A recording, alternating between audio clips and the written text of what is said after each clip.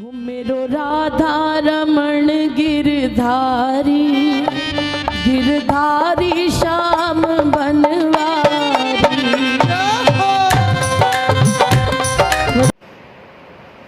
આજે બચુરામ બાપુ જે પદની રચના કરી છે તે ચોથા પદની છે કે સખી ચોથે પામ્યો આપ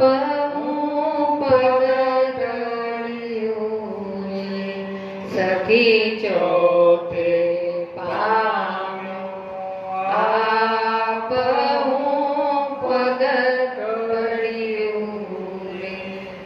એવા ટળ્યા ત્રિવિધિના તાપ વ્યાપમાં ભળ્યું એવા ટળ્યા ત્રિવિધિના તાપ વ્યાપમાં ભળ્યું સખે જનમરણની બીક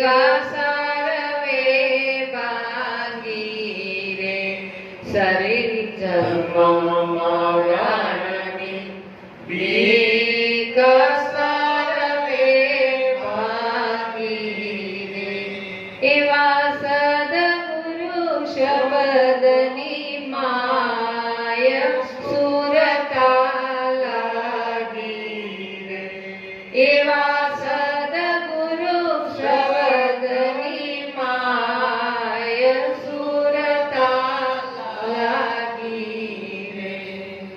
સખી ચોથે પામ્યો આપ હું પદ ટળ્યું રે એવા ત્રિવિધિના તાપ હવે વ્યાપમાં ભળ્યા। હંમેશા આપણે સમજણા થયા ત્યારથી બીજા માટે એટલે કે પરિવાર, વ્યવહાર અને સામાજિક કામકાજની અંદર આપણો સમય વધારે વ્યતીત થતો હોય છે। દાખલા તરીકે ઘરમાં 5 જણા રહેતા હોય તો આપણને ખબર હોય કે મારા જેઠને આ વસ્તુ સદે છે, દિયરને આ ભાવે છે, મારા સસરાને આ વસ્તુ જ અનુકૂળ આવે છે। કોઈ મહેમાન આવ્યું હોય તો આપણને એવું યાદ રહે છે કે આમને કોફી જોશે, આમને ચા જોશે, આ ચા દૂધ કોફી કઈ નહીં લે, શરબત જ લેશે। એમ બધાના માટે આપણને સમજણ છે, તકેદારી રાખીએ છીએ, વ્યવહારની સૂઝબૂઝ કે વ્યવહારમાં ક્યાંય કમી ન રહી જાય, ક્યારે શું કોને કેટલું આપવું, કેટલો ચાંદલો કરવો એ બધી જ ખબર આપણને રહે છે અને બધાની જાણ આપણને છે। પણ કદી આપણે આપણા માટે વિચાર કર્યો? આપણે બધા સાથે રહ્યા, સવારે ઉઠીએ ત્યાંથી પરિવાર સાથે હોઈએ, પછી ઓફિસમાં જતા હોય તો ઓફિસનું મંડળ હોય, મિત્ર જોડે જતા હોય તો મિત્રના મંડળ જોડે, ઓટલા ઉપર બેઠા હોય તો પાડોશીની જોડે, ક્યાંક ને ક્યાંક બધાની જોડે આપણે સમય વિતાવતા હોઈએ છીએ। તો ઉઠીએ રાત સુધીમાં આપણે કોઈની પાસે આપણો સમય વિતાવતા હોઈએ છીએ, પણ આપણે સરવાળો કરવાનો, વિચારવાનું કે મેં મારી જાત માટે કેટલા કલાક કાઢ્યા, મેં મારા માટે, મારા કલ્યાણ માટે કેટલો સમય કાઢ્યો। આપણો સમય બધો આવી રીતે વ્યતીત થઈ જાય છે, પણ પોતાના પાસે પોતાને મળવા માટેનો સમય આપણી પાસે રહેતો નથી। આ સૃષ્ટિની અંદર ત્રિકુટી વગર સૃષ્ટિનું સર્જન નથી, તો સર્જન કરનાર ત્રિકુટીથી પર રહ્યો, ત્રિકુટીથી પર રહ્યો અને એ સદાયના માટે આ બધી પ્રક્રિયા જોઈ રહ્યો છે। એક ચિત્રકારને એવું થયું કે હું ચિત્ર તો દોર્યું, મેં ચિત્ર દોરી અને પછી દૂરથી જોવે છે કે આમાં હું તો રહી ગયો, એટલે પાછું બીજું ચિત્ર દોર્યું અને પાછો દોરનારને પણ દોર્યો, છતાંય એને એમ થયું કે પણ હું તો અંદર જ ના આવ્યો. પણ જે ઘડનારો છે, ઘડવૈયો છે, એ હંમેશા એનાથી પર હોય છે. હવે બાપુએ કહ્યું કે ત્રિકુટી એટલે કે આ ટળ્યા ત્રિવિધિના તાપ આ ક્યારે ટળી જાય? જ્યારે હું પદ ગળે ત્યારે, જ્યારે હું મારી જાતની ઓળખાણ કરું કે ખરેખર હું કોણ છું. જો એની ઓળખ થઈ જાય તો ચોથા પદને પામ્યો કહેવાય કે, અને એ જે ચોથા પદને પામ્યો છે એના જ આ ત્રિવિધિના તાપ ટળે છે. દાખલા તરીકે કે હિરણ્યકશ્યપ એ પોતાની જાતને ભગવાન સ્વરૂપ માનતા હતા, અને આ જે કઈ સૃષ્ટિ દેખાય છે એમાં એનો પુત્ર જ એને પરમાત્મા સ્વરૂપે સ્વીકારતો નહોતો. તો એને ત્રિવિધિના તાપ આપવું અને એ બળે તો મને ભજશે એવી એની એક ગ્રંથિ બંધાયેલી હતી. એટલે એને ઉકળતા તેલમાં એ નાખ્યો અને પહાડથી ગબડાયો અને થાંભલામાં આખો અગ્નિ રૂપ થાંભલો કરી દીધો. એ જગતની દ્રષ્ટિએ ત્રિવિધિનો તાપ છે. જગતની દ્રષ્ટિએ ત્રિવિધિનો તાપ છે. પરીક્ષા, કસોટી જેને કહેવાય, એ તાપ છે. પણ પ્રહલાદનો હુંપણું સદગુરુના રટણ કરતા કરતા એટલો બધો ઓગળી ગયો, એક રૂપ થઈ ગયો કે ત્રિવિધિના તાપ નથી નજરમાં આવતા. અને પ્રમાણ રૂપે કે આ આપમાંથી વ્યાપ કેવી રીતે બની જવાય, તો આપમાં ઓગળતા વ્યાપ સ્વરૂપમાં કેવી રીતે ભળી ગયો? તો કે સદગુરુ હરદમ આપણને એનું પ્રમાણ આપે છે. જો તમે ઓગળ્યા હો તો સદગુરુ પ્રમાણ આપે છે. તો પ્રહલાદને તરત જ કીડીની હારમાળા જતી જણાય તો તરત જ એને ખ્યાલ આવી ગયો કે આ ત્રિવિધિનો તાપ જે જગતને દેખાય છે તે મને કદી સ્પર્શ કરી શકવાનો નથી. તો જેમ નદી એકવાર સમુદ્રમાં ભળી જાય પછી નદી નામ મટી જાય, એને આ ત્રિવિધિના તાપમાંથી મુક્તિ મળે છે. ને બાબુએ કીધું કે સખી જન્મ મરણની બીક પણ ભાંગી જાય છે. પણ ક્યારે ભાંગી જાય? કે સદગુરુના શબ્દમાં જેની સુરતા લાગી હોય અને એ સુરતાની ચોટ જ્યારે સતત રટન રૂપ બની જાય અને એ એમાં ભળી જાય તો આ ભય ટળે. બાપુ એમને હમણાં જ કીધું કે કયા ઋષિ મુનિ? પરીક્ષિત રાજા અને સુખદેવજી. સુખદેવજી એમના ગુરુ. પરીક્ષિત રાજાને એવું સાંભળવામાં આવ્યું કે એમનું મૃત્યુ, મોત 7 દિવસ. અને એક ઋષિ ધ્યાનમાં બેઠેલા હતા અને પરીક્ષિત રાજાએ એમને કંઈ પૂછ્યું પણ પેલા ધ્યાનમગ્ન હતા એટલે એનો જવાબ આપ્યો નહીં. એટલે બાજુમાં મરેલો સાપ હતો એ ઋષિના ગળામાં નાખ્યો. એટલે ઋષિએ પરીક્ષિતને શ્રાપ આપ્યો કે 7 દિવસમાં તને તક્ષક કરડશે અને તારું મૃત્યુ થઈ જશે. આ સાચી વાત, બરાબર. એટલે પરીક્ષિતને નક્કી થઈ ગયું કે 7 દિવસમાં મારે મરવાનું છે. હવે ઋષિનો શ્રાપ જે છે એ મિથ્યા થાય એવો નથી. તો હવે મૃત્યુ શું છે એને સમજી લેવું જોઈએ. અને એને સમજવા માટે થઈ અને સુખદેવજી પાસે એમણે 7 દિવસનો અભ્યાસ કર્યો. સત્સંગ સાંભળ્યો એ 7 દિવસ સત્સંગ સાંભળ્યો પછી એને જ્ઞાન થઈ ગયું કે હવે તક્ષક એટલે કે નાગોનો રાજા આવીને કદાચ મારા પ્રાણ પણ હરી લે તો હવે મારે કોઈ ચિંતા ભય નથી હવે વિચાર કરીએ કે ઋષિ મુનિએ આપણને બધાને શ્રાપ આપેલો જ છે મૃત્યુ 7 દિવસમાં જ થાય 7 દિવસની અંદર જે વાર હોય તે 8મો દિવસ જ નથી 7 જ વાર છે ને તો મૃત્યુ 7 વારમાં થાય કે બીજી વાર થાય હા એટલે સત્સંગે 7 વાર જ કરવાના ને હે એટલે સંતોએ આપણને સાંકેતિક ભાષામાં કહી દે એટલે હા એટલે સત્સંગ 7 દિવસ સાંભળતા સાંભળતા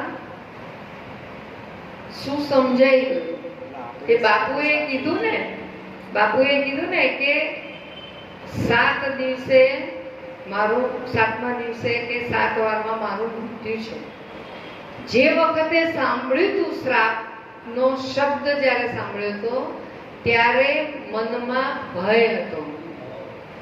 ભય હતો શું હતો હું મરી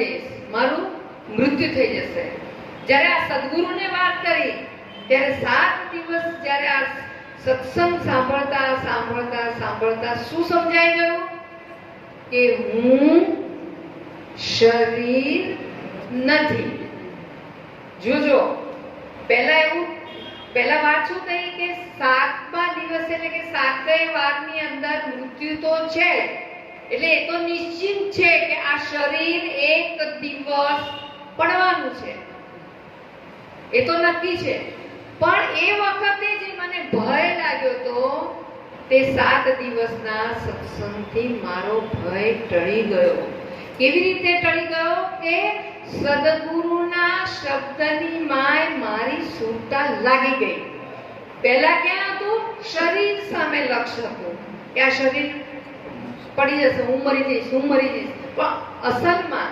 સદગુરુના સત્સંગના શબ્દમાં સુરતા ધરતા એવી સમજણ આવી ગઈ કે મારું મૃત્યુ કદી હોઈ શકે નહીં આ શરીર છે શરીર હું નથી એટલે કીધું કે સખી જન્મ મરણની બીક સર્વે ભાંગી સદગુરુ શબ્દની માય મારી સુરતા લાગી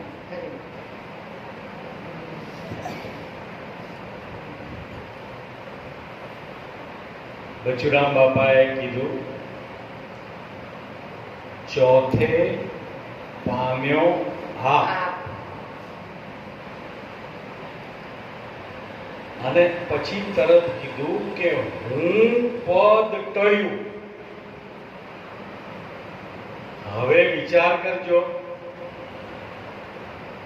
કે વેદની અંદર સામવેદની અંદર એવું કહેવામાં આવ્યું તત્વમ અસી તે તું છે એટલે આમાં આપણે તુંને ગોતવાનું છે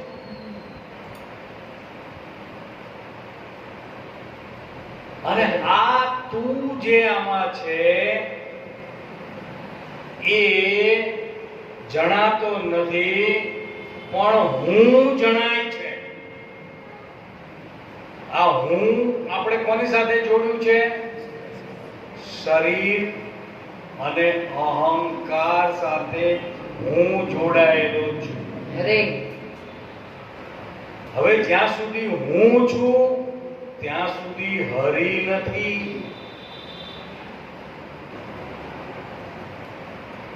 તો હરીને આપણે અહીંયા શું કહીએ છીએ કે આપ આમાં સમાયેલા છો અને આ આપ જો છે આમાં એની મને દર્શન થયા, એના મને દર્શન થયા.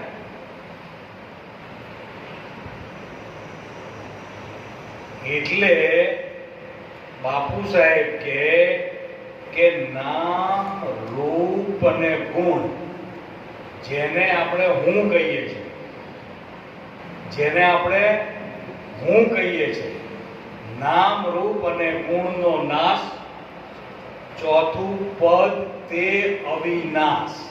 અરે આ અવિનાશી પદ જે છે એ આમાં જે રહેલું છે એને આપ કીધો છે.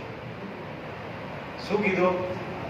હા, અને આપણે એમાં તાર લગાવીએ છીએ કે આમાં તુહી તાર લગાવ. ક્યાં તાર લગાવવાનું કીધું? હા, તુહી. એટલે નામ રૂપ ગુણનો નાશ, ચોથું પદ તે અવિનાશ, ચોથા પદનો જાણે ભેદ, તેને જાણો હરિનો દાસ. હવે આવું જેને ચોથા પદની આમાં જાણ કરી કે આ પાંચ તત્વના પડદાઓ છે, આ છઠ્ઠો આમાં ખેલનહાર છે, આ છઠ્ઠો ખેલનહાર આની અંદર આ બધું જ રમી રહેલો છે. એટલે અખા ભગતને જ્યારે ભૂતનાથ મળ્યા અને અખા ભગતને જ્યારે આ વાત સમજાવી ત્યારે અખા ભગતે કીધું કે આપે આપ તું જ છે, આપે આપ તું જ છે. હું મળું નહીં આમાં શેષજી. અરે આમાં હું ક્યાંય છું નહીં. કોણ છે આમાં? આપે આપ એટલે કે તમારું શુદ્ધ સ્વરૂપ સિવાય આમાં બીજું કંઈ છે નહીં. આપે આપ એટલે આપણે એને બ્રહ્મ કહેતા હોઈએ, સત્ય કહેતા હોઈએ, પરમાત્મા કહેતા હોઈએ, એ આની અંદર આપે આપ તું જ છે. હું મળું નહીં શેષજી. આમાં તું બોલે, ચાલે, સાંભળે અને તે લીધો મારો વેશજી. આમાં એ જ અત્યારે આ નરેન્દ્ર થઈને બોલી ગયો. કોણ બોલે છે? એનો એ. અરે પણ દરેકના ઘટમાં બોલનારો એનો એ, પણ એને વેશ તમારો લીધો કે આ ઘટમાં બોલતો હોય તો સુરેશ બોલે છે. શું કહે છે? કે આપે આપ તુજજી, એમાં હું મળું નહીં શેષજી. બોલે, ચાલે, સાંભળે અને તે લીધો મારો વેશ.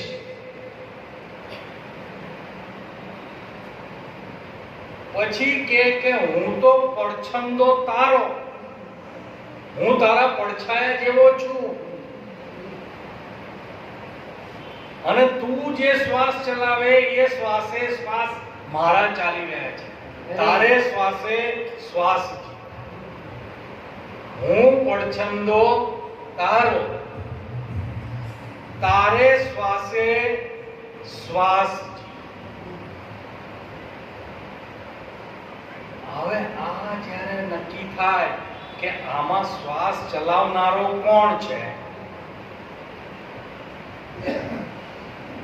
તો ત્યાં આગળ આપણે કહીએ કે આ અલખ પુરુષ જે અંદર બિરાજમાન છે એનાથી આ પહેલો પ્રાણ ઉભો થયો છે અને એમાંથી ઓમકાર થયો. એટલે કીધું. પછી કે હું તારો પડછંદો, હું પડછંદો તારો, તારે શ્વાસે શ્વાસજી. મન તું, તન તું, ત્રિકમાં તે મારો લીધો વેશજી. જો આ વેશ ધરીને આવ્યો. એટલે નરસિંહ મહેતા કે આ પરમાત્માએ પોતાની જ ઈચ્છાથી આ પ્રપંચની રચના કરી છે. એની ઈચ્છા સિવાય આ પ્રપંચ પણ રચી શકાય એવું નહોતું. સ્ફુરણ સ્ફુરણ એના સ્ફુરણથી થયું છે. એટલે આ તન પણ તું કેમ એવું કીધું કે તન તું મન તું, કયું અણુ બાકી મૂકીએ તો રહી જાય?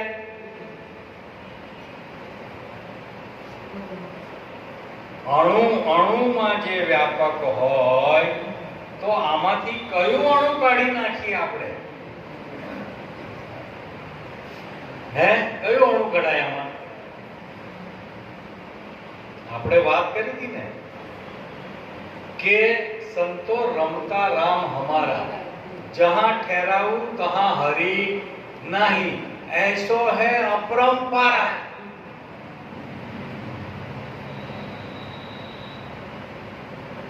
હવે ઠેરાવા જવા માટે ઠેરાવનાર અને ઠેરાવવાનું શું થઈ જાય?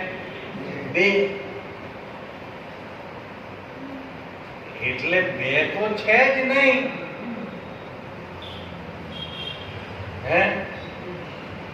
એટલે કેશવ ભગવાન કે પોતે પોતાનો આત્મા, ત્યાં દ્વૈતપણું લગાર નથી. આ દ્વૈતપણું જ્યારે મટી જાય ત્યારે ભવસાગરના બધા દુઃખો ટળી જાય. દુઃખ શેમાં છે? બેમાં છે દુઃખ. દુઃખ શેમાં છે? બેમાં. એકમાં ક્યાંય દુઃખ છે જ નહીં.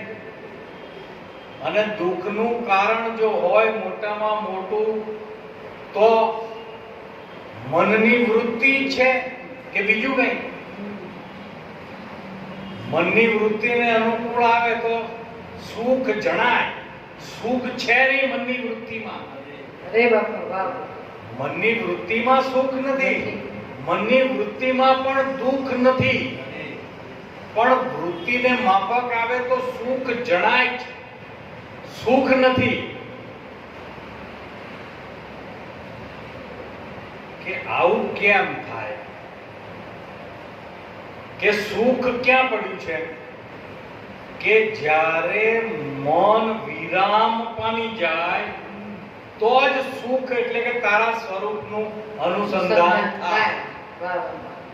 મન જ્યાં સુધી ભટકતું હોય, ફરતું હોય, ત્યાં સુધી સુખની અનુભૂતિ થાય નહીં. હવે માણસ સુખની પ્રાપ્તિ માટે પહેલા વૃત્તિને દોડાવે કે હું આમ કરીશ, આને મળીશ તો સુખ થશે, આ ખાઈશ તો સુખ થશે, અહીંયા જઈશ તો સુખ થશે.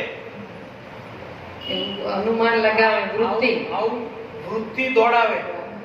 હવે નક્કી કરે કે આ ખાઈશ તો મને સુખ મળશે. એટલે મનની વૃત્તિ બધી ક્યાં જાય? ખાવા.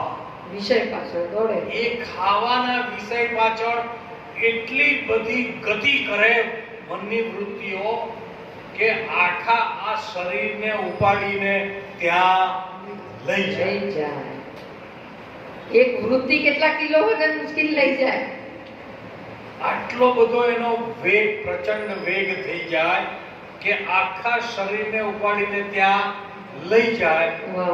અને જેવી એની પ્રાપ્તિ થાય એ ક્ષણે બધો વેગ એક પળ માટે અટકી જાય. શું થાય? એ જે પળ માટે મનની વૃત્તિ વિરામ પામી એ પળ સુખની જણાય. ખરેખર સુખ નથી, પણ મન વૃત્તિ ત્યાં વિરામ પામી ગઈ એટલે સુખ જેવું ભાસ્યું. જો ખરેખર એ સુખ જ હોય તો જે ખાવા માટેની વૃત્તિ થઈ હતી એ તમે કલાક, 2 કલાક, 3 કલાક, 4 કલાક ખાધે જ રાખો તો સુખને સુખ રહેવું જોઈએ. હારું, તમે એકની એક વસ્તુ કેટલે ટાઈમ ખાઓ? બહુ વાર મને. કેટલો ટાઈમ ખાઓ? કલાક ખાઓ એકની એક વસ્તુ? અને કેટલું ખાઈશું? અને કલાક ખાઓ તો પહેલો કોળિયો લીધો એમ છે, કલાક પછીનો કોળિયો લો કરે એટલો ને એટલો આનંદ હોય કરો હે? હવે નહીં, હવે ના આપશો એમ. તો સુખ હતું નહીં, પણ મનની વૃત્તિ વિરામ પામી એટલે ત્યાં તમને સુખનો ભાસ એટલે ક્ષણ એક ક્ષણ થયો. એટલે ચોથે પામ્યા આપ.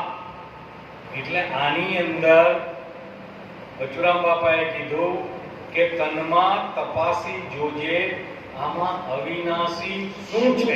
અરે ગુરુજીને પૂછી જોજે કે આમાં અવિનાશી શું છે.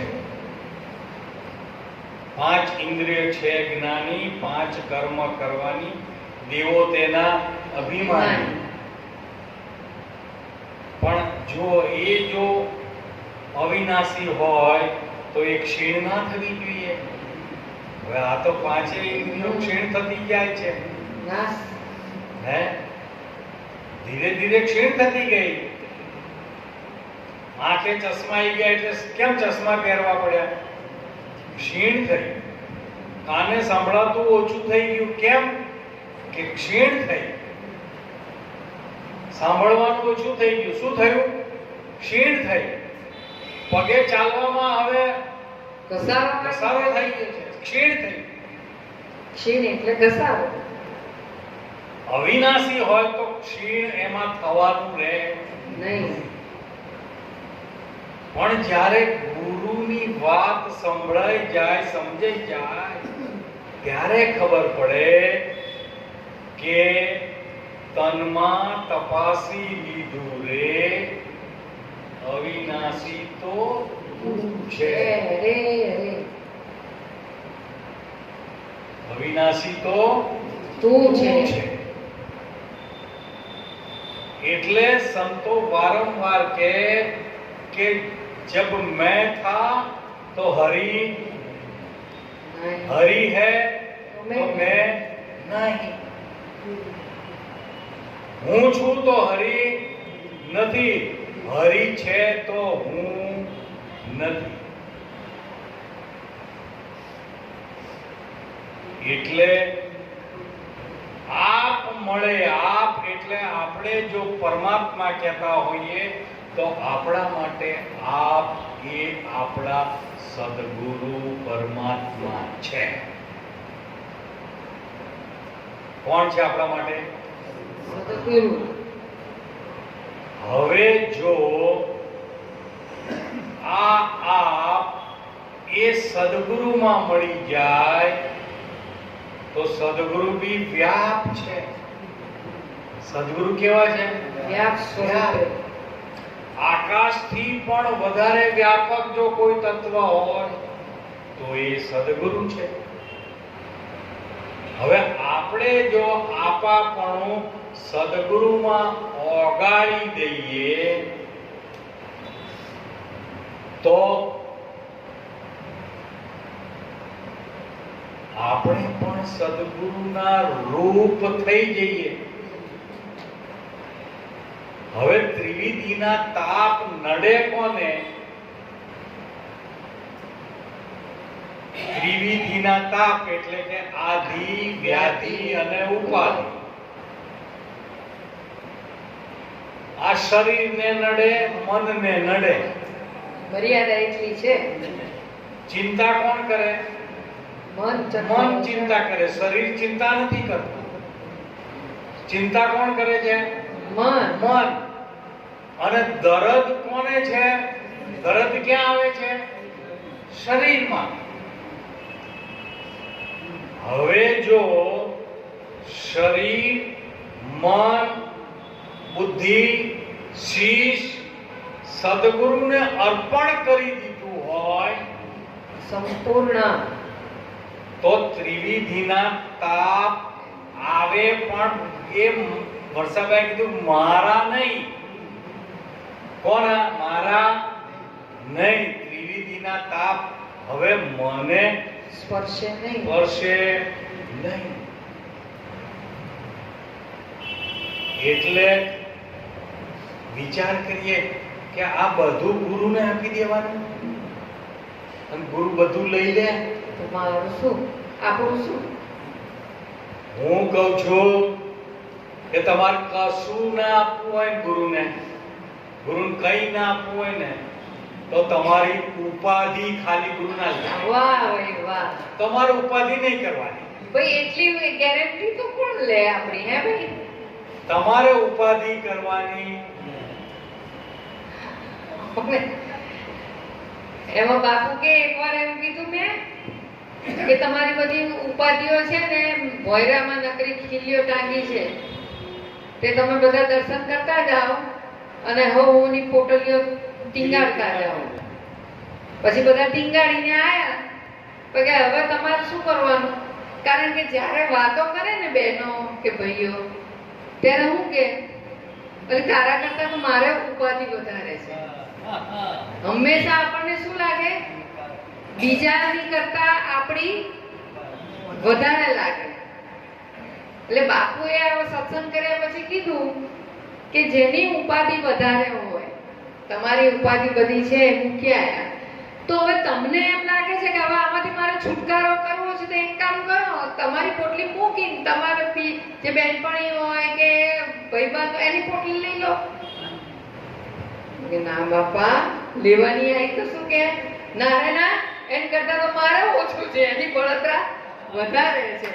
એટલે જે ચિંતા સતાવે છે આપણને, બાપુ એમ કે છે એ સદગુરુને આપી દો. હવે બોલો, હવે આપવા તૈયાર છીએ આપણે? હે? જ્યારે કંઈ પણ થાય ત્યારે કે આ ગુરુને, આ બધી ચિંતા મારે ગુરુને, મારે નહીં કરવાની. બોલો, કરી શકાય? આ તો સત્સંગ સાંભળે ત્યાં સુધી પોટલી આમ હેઠી મૂકી હોય, જેવો પતે માથે લઈને બધા હેડવા માંડે. હે? તમારે બીજું કંઈ ના આપવું હોય તો કંઈ નહીં, તમારી બધી ઉપાધિ ગુરુને આપી દો. તમારે કોઈ ચિંતા નહીં કરવાની. પણ આની આદત પડી ગઈ પોટલા ઉચકવાની. હે ને? અમારે આપણા બેન છે, એને મેં કીધું કે ભાઈ તું કઈ ચિંતા ના કરીશ, એ તો બધું થઈ જશે. હવે તો મને શું જવાબ આપ્યો એને ખબર છે પાલી બેને? બાજુઓ, એવું ટેન્શન લેવાનું, ચિંતા લેવાનું મારી પાસે ટાઈમ નથી. વાહ ભાઈ વાહ. મેં આ જવાબ મેં પહેલી વાર સાંભળ્યો. એક વ્યક્તિ એવી નીકળી કે એને એમ કીધું કે ટેન્શન લેવાનું, ચિંતા લેવાનું મારી પાસે ટાઈમ નથી. તો આ સમર્પિત થઈ ગયા કહેવાય. આ પોટલી એને ગુરુ નોપી કહેવાય. બાકી તો આપણને એવી હેવા પડી ગયા છે, એવી ટેવો પડી ગઈ છે કે ગયા ગુરુવારે વાત થઈ ને કે ગાળીઓ તો ગુરુ કાઢે પણ જાય એટલે હવ ન પહેરતા જાય બાપુ. એટલે તમે એવો કંઈક ઉપાય આપો કે એ પોટલી હોંપી દેવાની, ઉપાધિ હોંપી દેવાની, આમ જરા હિંમત આવી જાય એવો કંઈક ઉપાય બતાવો. એટલે એના ઉપાય માટે બચરામ બાપાએ કીધું છે હા કે સત્સંગ કરવા વહેલા હા. વાહ ભાઈ વાહ. સત્સંગ કરવાને વહેલા વહેલા આવજો રે લો. અને એમાં બચરામ બાપાએ કીધું કે તાપ ત્રિવિધિના ટળશે, તારા સંશય સગળા હરશે. સત્સંગ કરવાને વહેલા વહેલા આવજો કરવાને વેલા વેલા આવજો રે લોલ. આ તાપ ત્રિવિધિના ટળશે ને તારા સંશય સગળા હરશે. આ તાપ ત્રિવિધિના ટળશે ત્યારે સંશય હરશે. કાટળશે તારું મારું ત્યારે અખંડ બ્રહ્મને ભાળું. જ્યારે ટળશે તારું ને મારું ત્યારે અખંડ બ્રહ્મને ભાળું. આ સૂત ચિત્તે સદગુરુને સમરો પકડે બાય તમારી. સત્સંગ કરવાને વેલા વેલા આવજો રે લોલ. આ જન્મ મરણ દુઃખ તાળે એ સત્સંગની બલિહારી. જન્મ મરણનું દુઃખ સત્સંગથી ટળી જાય. ત્રિવિધિના તાપ સંશય જતા ટળી જાય.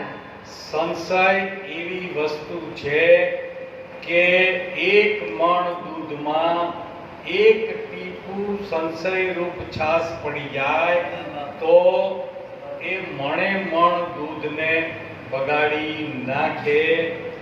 એમ આપણે અત્યાર સુધીનો જે કંઈ પણ અભ્યાસ કર્યો હોય એમાં એક સંશય થાય કે આમ થશે એટલે ત્યાં આગળ બધું અટકી જાય. એટલે કૃષ્ણ પરમાત્માએ પણ ગીતામાં કીધું કે સંશય આત્મા વિનશ્યતિ. સંશય વાળો જે છે એનું નિશ્ચિત વિનાશ થાય ને થાય. એટલે જલારામ બાપાના ગુરુ ભોજા ભગતે કીધું કે જ્યાં સુધી કલ્પના ત્યાં સુધી જીવપણું છે. સંશય છૂટે તો તુહી શિવ કહાવે.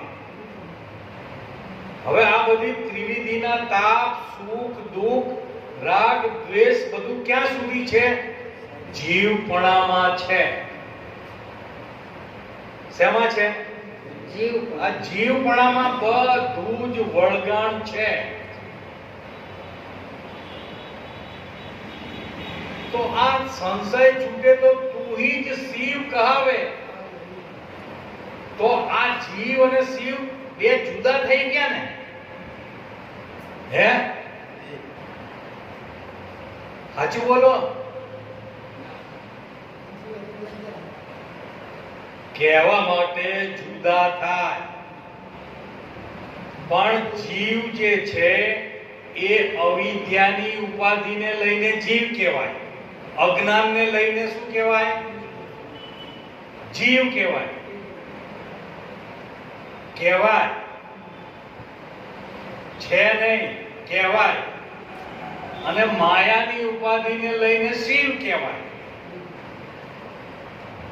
હવે અહીંયા સંતો આપણને એમ કહે છે કે जीवनी उपाधि अज्ञान, शिवनी उपाधि माया, ये दोनों से भिन्न अद्वैत है अजाया। हमें तो एना बेटी जीव शिव कहवाय नहीं। हम तुम दो है हाण। आ तो हाण छे, बे केवुं ए तो नुकसानी छे, हाण छे। वर्ती एक पद पर आत्मा। શું કીધું? વૃત્તિ એક પદ પર આત્મા છે, નિરાલંબ નિજ ધામ। આપણી વર્તી એક પદ ઉપર જો સ્થિર થાય અને એ પદની ઓળખાણ આપણને સદગુરુએ કરાવી છે કે અહીંયા તું સ્થિર થાય. રવિ સાહેબે કીધું કે હું સ્થિર થયો, ત્યાં કોઈ આવે તો આ પૂર્ણ પદને પામે. એટલે સંશય છૂટે તો તુહી શિવ કહાવે, અને ધ્યેય અને ધ્યાતા વિના ધ્યાન પ્રગટે તો તું જ સોહમ સ્વરૂપમાં સમ. હવે વિચાર કરજો કે આ ત્રિવિધિના તાપ, સંશય એટલે કે પોતાના સ્વરૂપને જાણ્યા સિવાયનું છે. સ્વરૂપમાં કઈ સ્વરૂપ આપણું અસંગ નિસંગ છે, એને કોઈનો સંગ થાય એવો નથી. એટલે કબીર સાહેબ કે કબીર ખડા બાजार में मांगे सबकी, ना किसी से दोस्ती और ना किसी से. जो राग થાય તો દોસ્તી થાય, અને દ્વેષ થાય તો દુશ્મની થાય. નથી રાગ નથી દ્વેષ, પણ હંમેશા કેવી સ્થિતિ છે? कबीर खड़ा बाजार में मांगे सबकी खैर. ખેર એટલે સુખપણો, બધાને સુખી કરવાનો એનામાં ભાવ છે. સંત સપૂતને તુમડા ત્રણેયનો એક સ્વભાવ, તારે પણ બોલે નહીં, એનો તો તારવા ઉપર જ. હવે બચુરામ બાપા એમ કે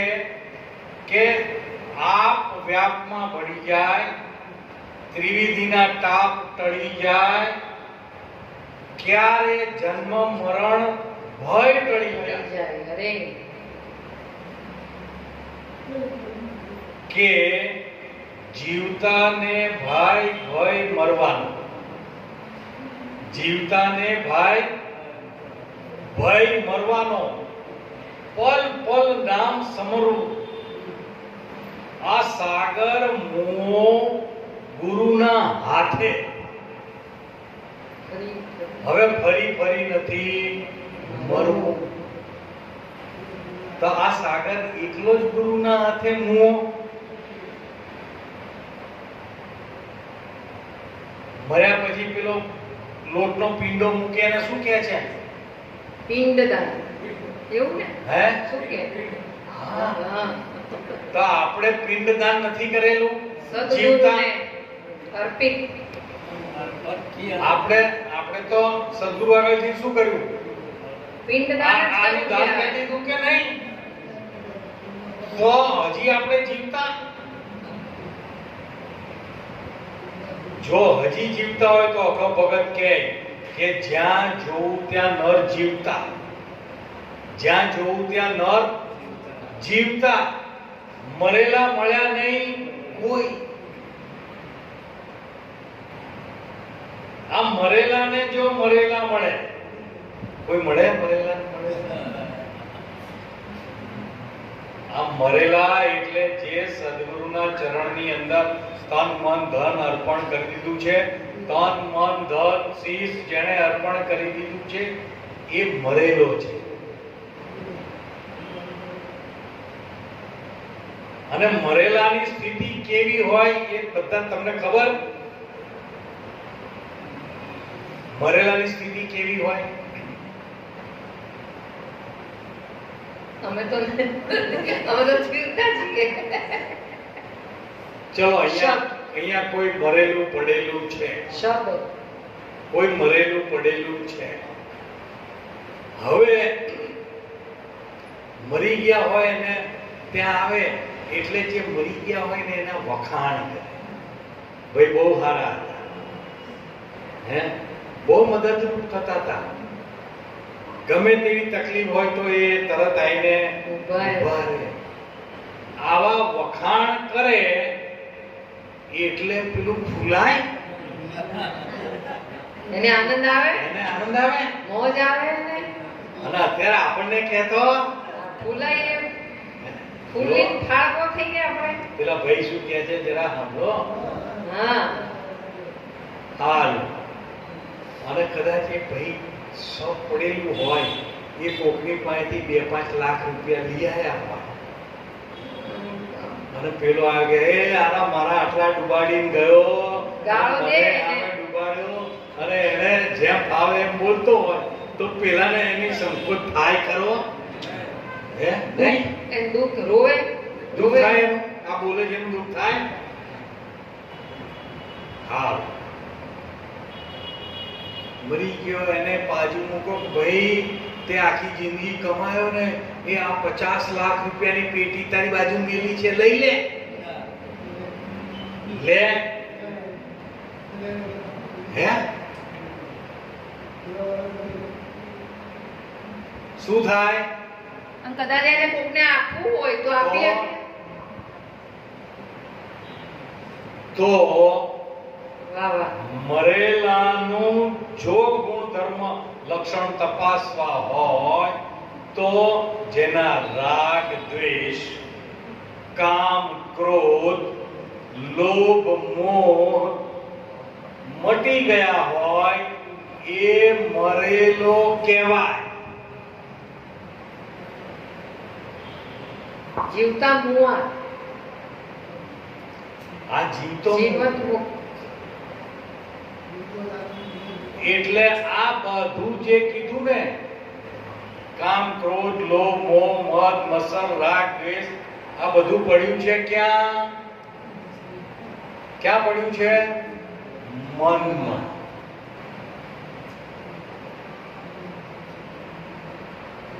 એટલે આખા ભગત કે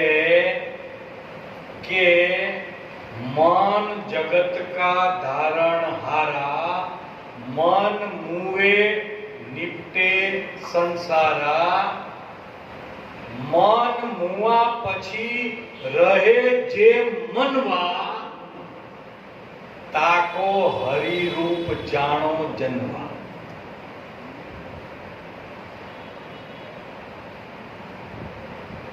જેનું મન જેને મારી નાખ્યું છે સદગુરુના ચરણમાં, એ હરિરૂપ થઈ જાય. પછી એને જન્મવું કે મરવું, અને જન્મવું મરવું એ આપણે તો શબ્દનો ઉપયોગ કરીએ છીએ.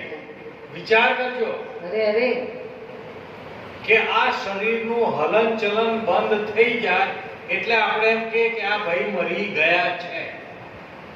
હવે મરી ગયા છે એટલે હલન ચલન બંધ થઈ ગયું. એવું માનીએ. આમાંથી મર્યું શું?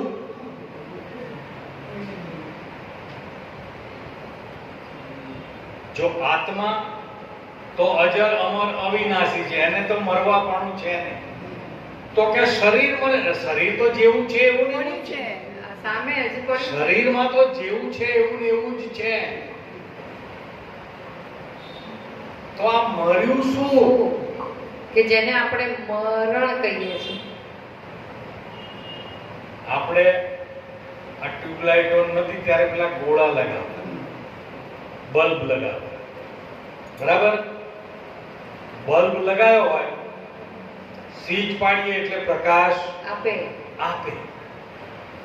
6-12 મહિના થયા, સ્વિચ પાડી, પ્રકાશ આપતો બંધ થઈ ગયું. એટલે પહેલા આપણે એમ કહીએ કે ભાઈ બાજુમાં જોઈએ કરંટનો પાવર આવે છે કે નથી આવતો, લાઈટ છે જોઈએ એને કે લાઈટ છે, અથવા તો પંખો હોય તો પંખાની સ્વિચ દબાઈ કરીએ કે હા પંખામાં તો પાવર આવે, પણ બલ્બમાં પ્રકાશ આપતો નથી. એટલે બલ્બને શું કહીએ આપણે? ઉડી ગયો. ઉડીને ક્યાંય જાય નહીં. ઉડી ગયો હોય તો ત્યાં ભરાયેલો કેવી રીતે દેખાય? બલ્બ ઉડી ગયો કહીએ છીએ ને કે બલ્બ ઉડી ઉડે ખરો, ઉડીને જાય ખરો? ના જાય. સારું, પછી આપણે બલ્બ કાઢીએ. તો કાચનો ગોળો એવો ને એવો જ હોય, હોલ્ડર પણ એવું ને એવું જ હોય. એવું જ હોય. અંદર પેલા બે આમ પેલા કાઢેલા હોય તાર એ પણ એવા ને એવા જ હોય. પણ આ બે તારને જોડતો એક ટંગસ્ટનનો વાયર લબડી ગયો એ. એમાંથી એક છેડેથી છૂટી ગયો. આ એક છેડો છૂટી ગયો એટલે આપણે એને શું કહીએ છીએ? ઉડી ગયો.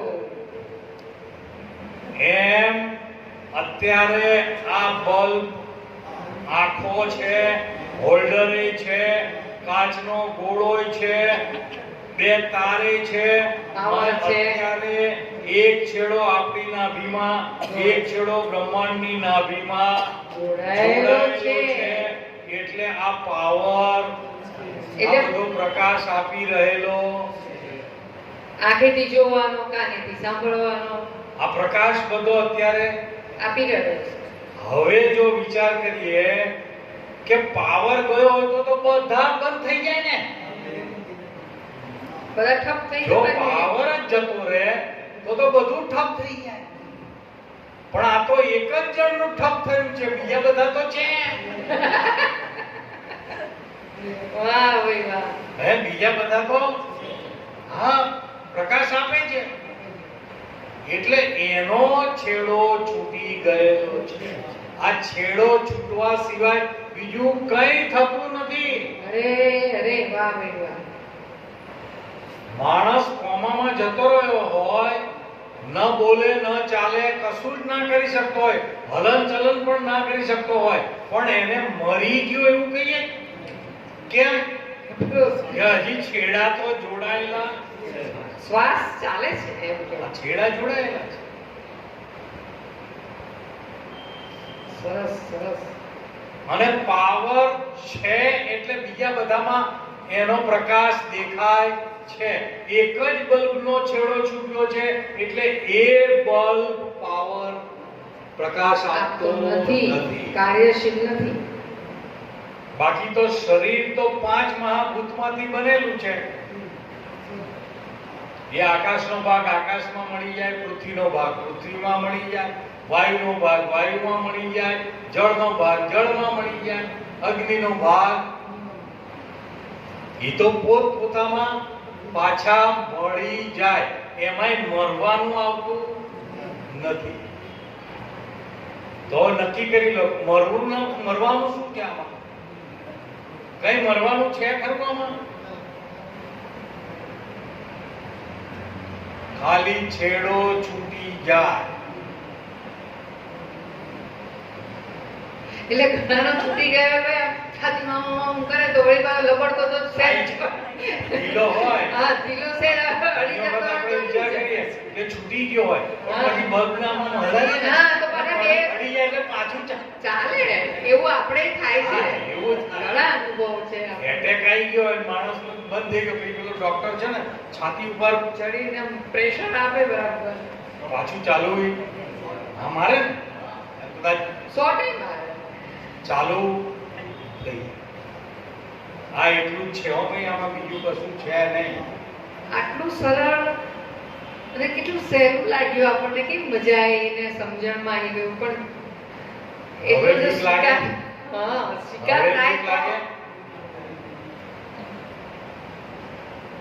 તો આ તો જગત મરવું આ કોને તો કહે પેલા છે? ગીતા મંદિરમાં ગયા ને હા ત્યાં બધા ફોટા મૂકેલા કે તાવડા તેલનું તાવડું ગરમ કરેલો હશે, એમાં નાખશે અને પછી તને તળશે. એટલે શું ભગવાનને તમે તળીને ખાવા? ચાપખા મારશે ને આંખો ખેંચી એટલે લેશે. આ આંખોમાં લોખંડના ધગધગતા સળિયા ભરાવશે. હા. એટલે આ બધું જોઈ અને માણસ ડર્યો. હમ. પણ આ ભય માણસમાં શા માટે પેદા કર્યો? સાચું બોલજો, ભય શા માટે પેદા કર્યો? તો જવાબ. હા, કંઈક પરમાત્મા તરફ વળે, વળે. કંઈક વળે એના માટે ભય ઉભો કંઈક કર્યો. સારા કાર્ય કરે કંઈક. કે આવા ભયથી પણ જો કોઈ સંતના સાનિધ્યમાં આવે તો એનું જીવન સફળ થઈ જાય. એટલે બચુરામ બાપા કે મારી પૂર્વ જન્મની પ્રીત સદગુરુ સાથે રે, મારા પૂરણ પૂરિયા કોડ સદગુરુ નાથે રે, આવી જન્મ મરણની બીક સર્વે ભાંગી રે, મારા ટળ્યા ત્રિવિધિના તાપ સદગુરુ ધ્યાને. આ સદગુરુ મળતા આ બધું જ મટી જાય. પણ છેલ્લે બચરામ બાપાએ કીધું કે સદગુરુના શબ્દમાં સુરતા મળી જાય, મળી જાય. તો સંતોએ આ જે શ્વાસ ઉશ્વાસ ચાલી રહ્યા છે એમાંથી જે શબ્દ ઉભો થાય છે એ શબ્દને આપણું મનુષ્યનું જીવન કીધું છે. અરે વાહ. કે મૂળ શબ્દ નાભીથી ઉઠે, ત્રિવેણીમાં રહીને બોલે, શૂન મંડળ શબ્દ કા વાસા, એને ખોળતલ સાધુ ખોળે. અને આ શબ્દ જેને મળી જાય અને એમાં સુરતા જ્યારે જોડાઈ જાય તો આના માટેનો સરળ ઉપાય સવાદસ બાપાએ કીધો, સવારામ બાપાએ કીધું કે જેની સુરતા સુગળ સમેટે એને ઘટમાં સાહેબ ભેટે. છે ત્યાં ગોતે નહીં, ગોતે છે છેટે છેટે, પછી પરમાત્મા એને ક્યાંથી ભેટે. આત્મ તો અંતરમાં વસે છે, તમારાથી બહાર ક્યાંય છે જ નહીં.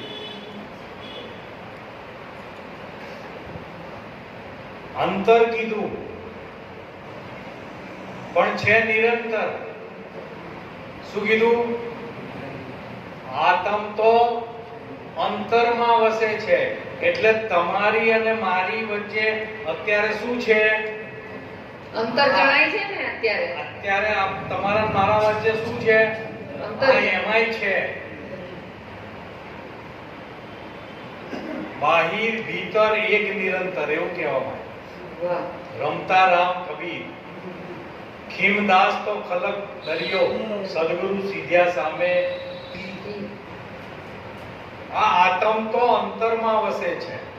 અને અંતર કહેતા હોઈએ એટલે આપણું હૃદય કહેતા હોઈએ, આપણું ચિત્ત કહેતા હોઈએ, એની અંદર પણ એનો વાસ છે ને છે.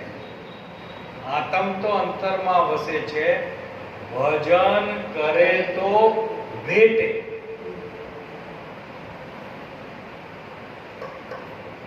આ વર પરણીને ઘરે આવ્યો ક્યારે?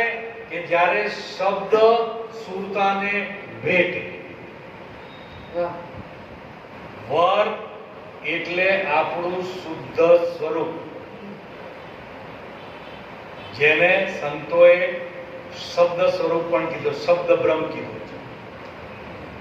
એ જ્યારે સુરતા આપણી જ્યારે એમાં એક રૂપ થાય, ચિત્ત ચૈતન્ય તદ્રૂપ બને તો બ્રહ્મ લટકા કરે બ્રહ્મ. એમ સદગુરુ સૌથી પહેલા આપણને અભ્યાસ, આપણી વૃત્તિ, મનોવૃત્તિને એક દૂરમાં લાવવા માટેનો પ્રયત્ન કરે. અને એ જે એક દૂરમાં આવે વૃત્તિઓ બધી, એને સુરતા કહેવાય. વેલ વિખેર હોય ત્યાં સુધી શું કહેવાય? એને વૃત્તિ કહેવાય. એક જૂટ થાય ત્યારે એની તાકાત અનેક ગણી વધી જાય. અમે નાના હતા ને ત્યારે દૂધની બોટલ આવતી. આપણું અમદાવાદ આબાદ ડેરીનું દૂધ આવતું કાચની અને બોટલ. કાચની બોટલ આવતી. એ કાચની બોટલ ફૂટી જાય ને એટલે એનું તળિયું જે છે ને બહિર્ગોળ કાચ હોય. હવે અમે શું કરીએ કે એ કાચને સૂર્યની સામે આમ રાખીએ. એ સૂર્યની સામે રાખો એટલે સૂર્યના કિરણો જે સમાંતર આવતા હોય એ કાચમાંથી પસાર થાય એટલે એક બિંદુ ઉપર કેન્દ્રિત થાય. અને એ કાચને તમે જો 1 મિનિટ વ્યવસ્થિત પકડી રાખો સ્થિર. અને એ જ્યાં બિંદુ ભેગું થાય છે ત્યાં જો કાગળ મૂકેલો હોય, રૂ કાગળ કપડું રૂ કાગળ કપડું કઈ મૂકેલું હોય તો એ ત્યાં તરત જ અગ્નિ પ્રગટ થાય. શક્તિ વધી ગઈ. બાકી સૂર્યના કિરણો સમાંતર આવતા હોય 50 ડિગ્રી તાપમાન થઈ જાય તો એ પૃથ્વી ઉપર પડેલા કાગળ કચરો આપણે કપડા મૂકતા હોય એ કઈ એ પડે સળગવા લાગે નહીં. નહીં. પણ એ કિરણોને એક કેન્દ્ર ઉપર જ્યારે કેન્દ્રિત કરી દઈએ અને 1 મિનિટ રાખીએ એટલે ત્યાં એનો પ્રાગટ્ય થાય. એમ સદગુરુ આપણને આપણી વૃત્તિઓને વાળી એકજૂટ કરવા માટે આપણને સમરણનો સહારો આપે આપ્યો છે. વાહ. આ સમરણ નું મુખ્ય આશય આપણી વૃત્તિઓને વાળી અને એ એકજૂટ થાય ત્યારે એ શબ્દ સાથે સૂતા સંધાય. બંધાય. બાકી જ્યાં સુધી વૃત્તિઓ જે છે વેર વિખેર ત્યાં સુધી એનો મેળ ખાય એવો નથી. નથી. એટલે સમરણની જરૂરિયાત સમરણની જરૂરિયાત છે ત્યાં સુધી વૃત્તિઓ એક થઈ જાય ત્યાં સુધી. પછી તો સમરણે નહીં. કેશવ ભગવાન તો કહે ને, નહીં શ્વાસની સમરણી, નહીં અજંપા જાપ, 5 તત્વની ઉત્પત્તિ નહીં, વહા કેશવ આપો. આપોઆપ. બસ એ આપો આપ બચરામ બાપા કે ચોથે પામ્યા આપ. એ આપો આપ જે છે એ આપ પામી જવાય એવી વાત છે. સદગુરુદેવની જય. જય.